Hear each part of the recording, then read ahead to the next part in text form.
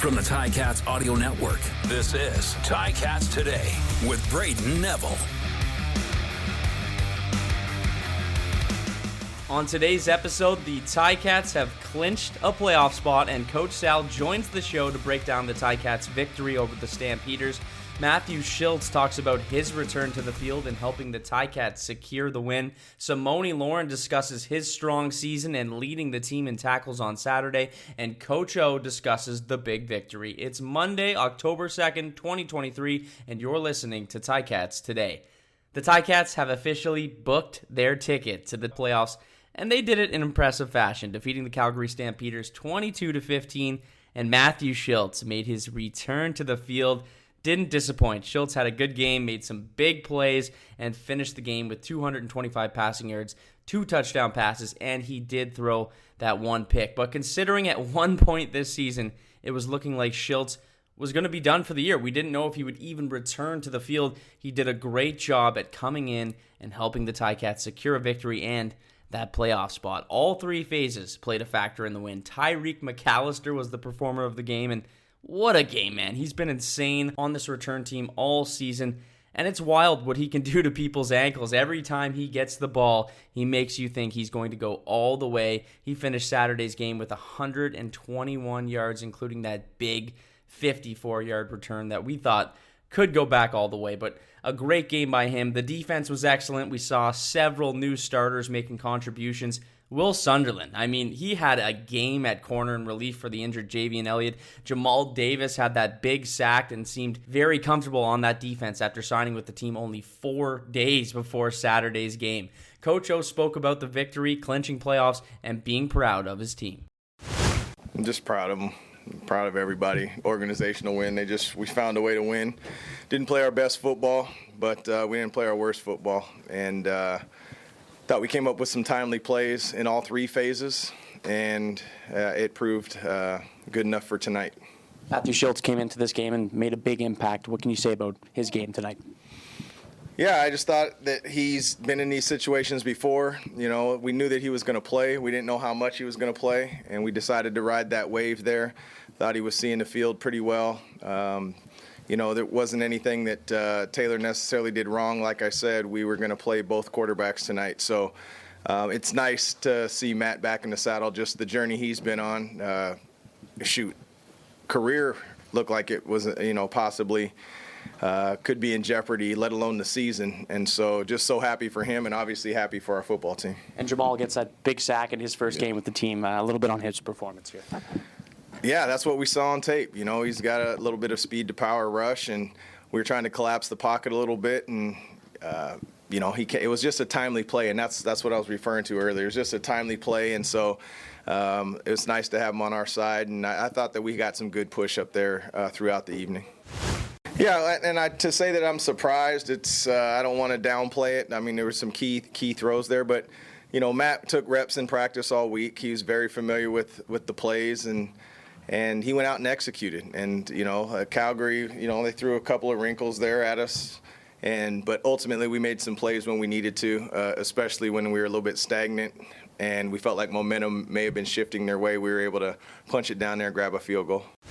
There was, and, the way they play defense, they're just not going to give up a lot of explosions, so you can't just throw it down there. We got to pick and choose our times. And, you'd like to have a high percentage of those, but the reality is it's not a high percentage. And so when it presented itself, I was just really pleased. Matt threw the one, the one to Terry. I thought that was a tremendous throw. It was early, basically just right out of his break or slightly before. And then, the stop out there to Tim. There was just some timely plays. And so, yeah, just proud of them. But it's nothing they haven't executed in practice. Yeah, and I think that's his natural position is in the boundary. Just super proud of, all those guys there. We chose to not make 3 changes back there. And just, and George has been, really finding his way at boundary corner. Moving into boundary half, I thought he did a tremendous job, especially just how late in the week that, we weren't able to, or we found out that Javian wasn't going to go. So, yeah, credit to them. They made their plays, and they got tried. They were double moving them out there and whatnot, but just proud of them. And Will's been with us, so I'm not surprised, but definitely proud of him. Leadership comes in a lot of different forms, right? It's not always the guy that huddles everybody up. It's not always the guy that leads the team in the statistical column. Sometimes you just have to embody it, and that's where you really do lean on experience. And, Simoni, after an injury plague last year, committed to, really, just making his body just ready for a 25-week season. And, for a future Hall of Famer, I'm just not surprised. And the reason why is just because we see it from the inside out. Everybody else sees it from the outside in. I mean, this guy comes to work every single day, brings energy every single day. And I know I've said that since he's been here, but that's really the truth. So just happy for him, and what a great example for the young guys. We're young across the board, just to see what it looks like to be a pro. After, it's nice to have 3 healthy quarterbacks, and I know that's no slight on the healthy quarterbacks that we had suited before. It just wasn't fair to the likes of Glass and Pipkin and those guys that were here before. They just, when you don't have a training camp here, it's tough to just get thrown in there. So to have the guys healthy, slated, we'll see. Ultimately it's fun on paper, it's good, but we got to perform on game day. Well, yeah, we need to perform at home. It's an advantage, but we weren't doing a lot of winning anywhere. But it seems like each time our back's been against the wall, we found a way to claw and scratch. And so here we are with a tremendous opportunity, but we're not going to rest on this, right? We're going to use this as a platform, keep building on it. The fans showed up again, tremendous effort by them, and it's important that we give them something to cheer for. And it was a hard-fought game, and there wasn't a ton of points scored, but there was enough points. But the bottom line is we came in with the win, organizationally, and also for the city. That was Coach O. Matthew Shiltz has had a roller coaster-like season. He gets injured in Edmonton back in July, and at the time, we weren't really sure if we were going to see him return this season, but the Ticats training staff and Matt really worked hard to be able to return to the field this year, and when he got his chance to step into the game Saturday night, he made the most of the opportunity. He came out of the gates flying. He had that big touchdown right off the bat to Tim White. Ultimately, he helped the Ticats in a big way to secure a victory and to clinch a playoff spot. Matthew Shiltz spoke about the game and about returning to the field following the game Saturday night. It was just an overall team win. I was so proud of the way everybody played, and defense stepping up in the second half when us as an offense were kind of struggling a little bit, and it was a little bit slow to get points there. So felt great to get back out there and just be a part of it and do whatever I could do to help the team win. So again, looking forward to doing that moving forward too. What can you say about the offense tonight and the ability to make some really big plays, some big yardage throws? I think it starts all up front. The O-line played a heck of a game, and then the receivers being able to get separation and go win those kind of jump balls, those 50-50 balls like that one Tim had was huge. I can't speak enough good things about him. It was awesome. Yeah, it's just we got the right look, and we both kind of saw the same thing on the play and give the guy a chance, and Tim's going to come out with that was more often than not. So. Yeah, I think the biggest thing is being able to go out there and play free and go out there and not think about the injury, and when it happened. And our training staff did such a good job throughout the whole process and the rehab and, seeing specialists and getting opinions. And they were nothing but tremendous. So I put all my faith in them during this rehab process, and they were able to kind of get me back on the field. And we avoided even more serious injuries. So I just approached these times when I was getting dressed, just even as a backup or even as an emergency quarterback, is borrowed time, and just thankful that I'm even out there playing and being a part of it is just special. We were able to kind of mix up a little bit during the beginning of the week, but I still had some plays in the mix. Yeah. Yeah, we're still working. We still got a lot to prove to ourselves and then to the rest of the league that, we're starting to heat up and we're going to be playing our best football moving into the playoffs. So we're not going to get complacent. We're still going to stick together. We're still going to keep showing up every day, doing the next right thing, and keep going out there and working. We'll look at the last game of the season on the last week, as that week comes along. So. Oh, he's been amazing, and I have tremendous respect for Tommy and what he did, and he helped me grow out as a quarterback, and I'd be remiss if I didn't mention that. But Scott's been nothing but excellent, working with us, and and I think, like you mentioned, with the quarterback room, with Bo, Taylor, Kai, myself, it's the best quarterback room I've been in, from high school, college, all the way up. And we want everybody to succeed, regardless of who's out there. It really is a team-first kind of room in there, and it makes those situations a lot easier to handle, both if you're playing and you come out of the game, or if you're, second, third string and you're waiting to go in if your number's called. So we just want whoever's in there to do well, and Scott's been great managing that and installing plays and building that confidence for the rest of the team, the rest of the offense, to kind of buy in together and keep this thing moving forward. So it's been awesome. That was Matthew Shiltz. Simoni Lawrence is showing that age is just a number, and we've been seeing him really play some good football this season, but even more so in the second half of the season. Simoni once again led the team in tackles against Calgary with 7, and is really showing why he will one day be in the Hall of Fame. He spoke about doing what they came to do Saturday night. I think we did what we were supposed to do against that Calgary team. We know going in the game it was going to be hard for them to score touchdowns or do anything on our defense, and we just played great team defense. It seems like you've really come into your own, especially over the second half of the season. You've been balling out. Do you feel momentum here? It's just part of the game, like I've always been a dominant player when I'm healthy, and that's just what it is, and we're just going to ride it all the way into the playoffs. Yeah, it's just when you get up on teams, you know what kind of defense, what they're going to be looking for, and my coach trusts me in getting back there and making plays. So whatever the team asks me to do, I'm able to do it. Especially with the guys, Chris Edwards, he did a great job. There's times that I was working with Chris, and he did a great job playing outside and making my job a lot easier. It's simple football when everybody's doing their job. That's just part of the game. You think about Powell. What was Powell's first play? Yeah, that's true. You know what I'm saying? It's just part of the game, you know what I'm saying? Like, everybody loves that momentum, you know what I'm saying? Like, everybody's eager to play football. Everybody wants to play football. So when they get their opportunity, they're going to shine. It's just it's a one-game process, Like, whatever we got, we're going to be in the Easter semifinals, and, that's what I'm looking forward to right now the most, just proving that game. Because at the end of the day, especially in the CFL, we got to take it one game at a time. As much as I want to skip and fast forward and get to the Grey Cup, there's a lot of business to take care of still. It's just lead by example, you know what I mean? Like, everybody's in Hamilton, and they see all the fans going 21 crazy, and then, show them why they're going 21 crazy every week, and that's just about producing every week. All right, that was Simoni Lawrence. It's time to bring on my guest, Coach Sal, to break down the Ticats' playoff clinching victory over the Calgary Stampeders.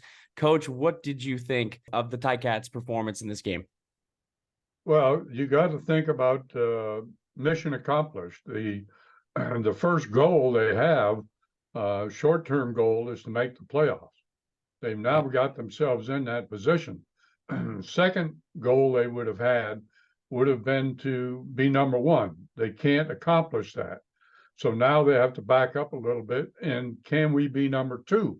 Yeah. And that's the next step in the progression that they're in right now. But overall, good job done.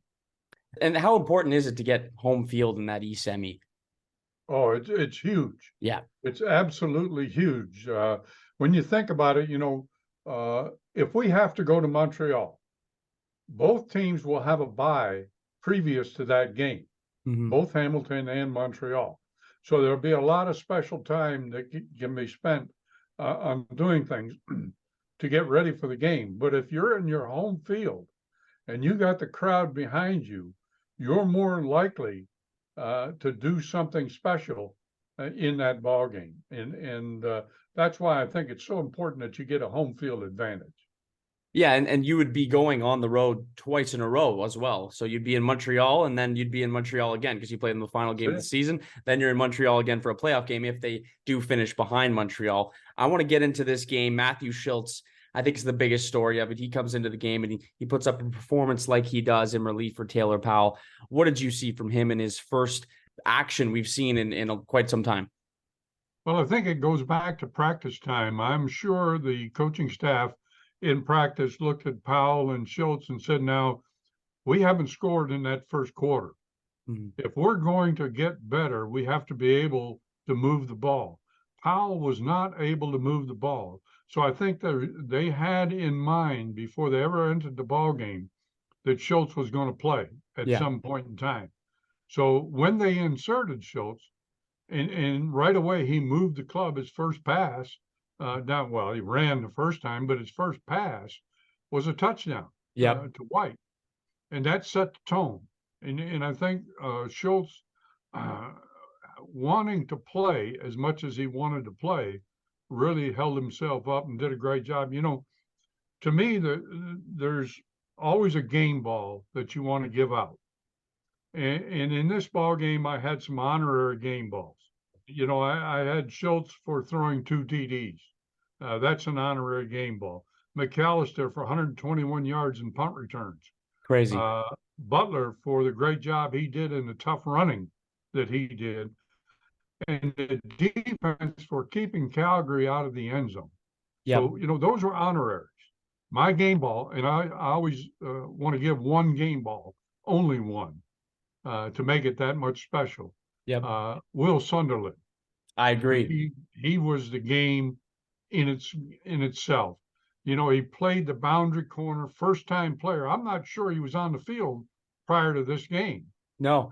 I can't remember him being on the field, but he held up on that corner. He didn't allow any deep balls to get over his head. He made 5 tackles in the ball game, and it was his first entry into the CFL play. So to me, the game ball has to go to Will Sunderland. I agree, and so many plays he was breaking up passes. He was disrupting that passing game. It seemed like he was able to really help contribute on that defense, and it was good to see him step up in that next man up mentality that this team always talks about. The waiting room, he gets the opportunity, and he has a game like that. I want to stay on the quarterback talk here. You now have 3 capable quarterbacks. We're not quite sure yet what's going on with Bo Levi Mitchell. Taylor Powell's played good. Shiltz came in, played good. And like I said, Bo Levi Mitchell, we're not quite sure where he's at yet. But given that, let's say all 3 of these guys are healthy, who do you think starts next week? Well, you're talking about the game in Saskatchewan. Mm-hmm. I think Shiltz has earned the right to start that ball game. I think Powell goes back to the backup in that situation. As far as Mitchell goes, to me, it's gonna be very difficult to get Mitchell back on the field. Yeah, provided he's healthy. Go back and look at what happened in the first part of the season. He didn't have a great start, and that was because he was rusty. Mm-hmm. And I think going into the playoff games, you cannot afford to have a rusty quarterback. So if Shiltz can do as he did in this ball game and control himself and make the good throws and make the good decisions, then I think Shiltz has earned that right and should be the man. Yeah, I have to agree with you there, Coach. And it's one of those things. It's almost a good problem in a way to have. You have all these capable quarterbacks. It's very deep in that QB group. James Butler definitely helped Shiltz be able to open up that offense. He had a game. He had 90 yards and a good bounce back game for him. What did you think of his performance, and how did that really open up the offense, seeing him be able to make so many plays like he did? Well, I think number one, because the coordinator was willing to stay with him, mm-hmm. even though he was stopped at the line of scrimmage several times, stay with that run. Eventually, you're gonna break something out of there. His toughness and his ability to break the first tackle is the best thing about Butler. Mm-hmm. He's able to move ahead, and he always falls forward. You don't see him fall backwards once he's crossed that line of scrimmage. So to me, Butler is a real key. And there was balance in this game. We talked about it in the pregame talk with Bubba and Andy about being balanced. And we had 25 passes in a total, including the quarterback, of 18 runs. That's great balance for the CFL, and it's a winning balance. I believe he will be the first 1,000-yard rusher, knock on wood, since 2011 for the Ticats. So it's kind of crazy to think it's been that long since we've seen a guy rush for that many yards in a season. He's going to do that and hopefully surpass that by even more. We talked about Tyreek McAllister. How exciting is this guy to watch? Every time he gets a kick to him, he's making something happen. You almost think he's going to run it back every time he gets the ball. Well, I do. I believe he's going to run it back, and he believes he's going to run it back. Yes. It's a matter of, he got tripped up on one. I think it was a 54-yarder or something like that. Mm-hmm. But he's a dynamic player. And again, when you see him in the ball game on offense, he makes things happen on the offense also. Mm-hmm. But I think he's a very, very special player. And I would not want to limit him in what he does. I would give him more opportunities to do a great job. And to reiterate what I thought going into the ball game, special teams was going to be very important because Calgary has got a long-time special teams coach, and they are always very good in special teams. But I was really almost scared when our punter started punting the ball right down the middle of the field. I didn't see him angling the ball to the out between the numbers and the out of bounds like he did the week before. And with their punt returner, that Tommy Lee Lewis, I thought, my goodness, he's going to break one if we're not careful. But the special team guys and the cover guys did a great job downfield. Is Tyreek a guy you'd like to see get more involved on that offense? I know you mentioned it last week, but do you still feel that way? Absolutely. I think he's so dynamic. You've got to get him more involved in the offense, whether you use him in a jet sweep, whether you use him in a screen pass, or whether you use him going down the field. I'd love to see him come out of the backfield and run that seam route down the field when that defense splits and he catches the ball somewhere around the 15, 18 yards downfield. He's liable to go all the way anytime. Like we've said, he's so dynamic and just so fun to watch. I'll move to the defense here. They did an excellent job. They made the night difficult for Jake Maier. What did you see from that group? Why do you think they were able to shut them down so well? Well, again, we've got good players on the defensive side. We always have had. I thought Sales had a great game up front.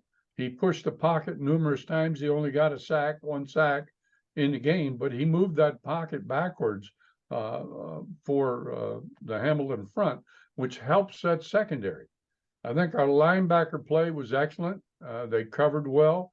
They dropped into their zones properly. They took away a lot of what Maier likes to do, allowing the deep secondary guys to play deep and not give up that big pass, because Maier going into that game, 25 times he'd thrown for 30-plus completions downfield. Yeah. And so, given the secondary as young as it was, they did a great job. And I think a lot of it happened because, and I'll go back to this, Jacared Davis had one of his better ball games. Yeah. He didn't get a sack, and the one time he was penalized for roughing, I didn't think was roughing at all on the quarterback. But they did what I really like to see with Jacared is just turn him loose, let him rush. That's his forte. Give him the opportunity and let him go for that quarterback every time. Yeah, Jacared's been a really cool comeback story and how the season he's had, and for him to now come back and play as well as he has. Simoni Lawrence is another one of those guys. It's prime Simoni we're seeing right now. He leads the team once again in tackles. It just seems like he's aging like fine wine. He's playing another great game, but it's so important for him as a leader on that defense. But what have you been seeing from him in this? I don't know. I don't even know if I can call it a streak at this point because he's played so well for so many games in a row. But what have you seen from him lately? Think about the fact that we had Will Sunderland at corner on the weak side, and we had George playing inside as the halfback. Those are two positions that are very much tied to the Will linebacker. And the Will linebacker can make life easy for those guys if he does a great job. And that's where I see Simoni Lawrence playing as he did as a young man. He's a veteran now.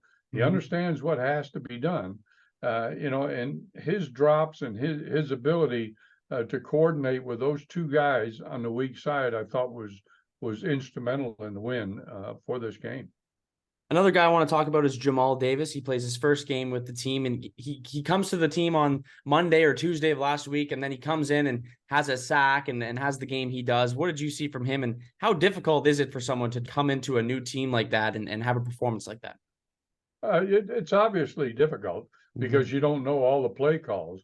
But if the coordinator puts him in the right situations and says, go sick him, he's got an opportunity to do that, where he doesn't have to worry about so many different things, stunts up front, movement, etc. Just get in and get going. and I think he'll get better as he goes. And I'm sure he's got Montreal on his pad circled as one he wants to get back to. And they play Montreal that final game of the season. These next 3 games are so crucial, but what should be the mindset here for this team heading forward? Well, I think the Saskatchewan game, you got to be really careful. This could be a trap game if they are not on their toes. And I say that in this fashion. There's an ill wind blowing out in the prairies, and that means there may be a coaching change. Okay. So you get two sides of the equation with players. You get those players who want to keep that coach in, so they're motivated to play there and play hard for him to keep his job. And secondly, you've got that group of players who, they think, well, it's inevitable they're going to make a change. I need to impress the new guy coming in. Mm-hmm. So they become motivated. So as a team, you've got a rider team that's totally motivated to win this football game. And going into Saskatchewan and Regina, that's a very difficult place to play. And it's going to be fun to see. These next 3 games are almost going to be a playoff-like atmosphere. It feels like it's already been like that, but they're so important in this East Division to figure out who's going to be who and who's going to be playing where. And I'm excited to see how it all turns out. But I think it's pretty obvious the Ticats need to win every single game, or at least 2 of the next 3 at the very least. But definitely want to win all 3. But Coach, as always, thanks for being on the show, and we'll see you around next week. Yeah, let me leave you with one thought. As an offensive line coach, in that ball game, we saw Rose absolutely destroy our all-star guard, Revenberg, on a play. And what we used to do as an offensive group is when that came up on film, after a win like that, it became one of those that you run back and forth. Hey, Rev, what happened here? What happened there? I think Rev had to buy donuts for the whole offensive line to get out of that problem. Well, he's got a good sense of humor, so I'm sure he would be one of those guys who would be willing to do that. So I appreciate you leaving me with that one, Coach, and we'll talk to you next week. All right. Nice talking to you, Braden. Big thanks to Coach Sal, Simoni Lawrence, Matthew Shiltz, and Coach O for being on the show. Before we go, Ticats fans, there's no better time to book your spontaneous getaway to Niagara Falls than right now. Go to NiagaraFallsTourism.com for details. The autumn and winter seasons are always full of excitement in Niagara Falls, and being a former resident of Niagara Falls, I can tell you there is literally always something to do, and it's a special place to go. So if you've never been there before, or if you're even just looking for a close getaway, Niagara Falls, I have to say, is the spot. So make sure to book your vacation now. That's all the time for me today. I want to thank you for listening to Ticats Today.